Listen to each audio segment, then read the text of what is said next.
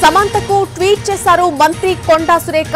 మహిళా నాయకుల పట్ల ఒక నాయకుడి చిన్న చూపు ధోరణి ప్రశ్నించాలి అన్నది మాత్రమే నా ఉద్దేశం, అంతకు మించి ఏమీ లేదు అంటూ కూడా కొండా సురేఖ చెప్పడం జరిగింది. ఆ ట్వీట్ లో మీ మనోభావాలు దెబ్బతీయాలని మాత్రం కాదు, స్వయం శక్తితో మీరు ఎదిగిన తీరు నాకు ఆదర్శం అంటూ కూడా కొండా సురేఖ అందులో వ్యాఖ్యానించారు.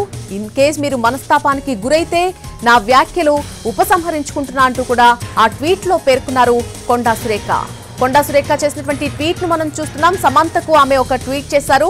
మహిళా నాయకుల పట్ల ఒక నాయకుడి చిన్న చూపు ధోరణి ప్రశ్నించాలన్నదే నా ఉద్దేశం తప్ప ఇంకొకటి లేదు, మీ మనోభావాలు దెబ్బతీయాలని మాత్రం కాదు అంటూ కూడా ఆమె చెప్పడం జరిగింది.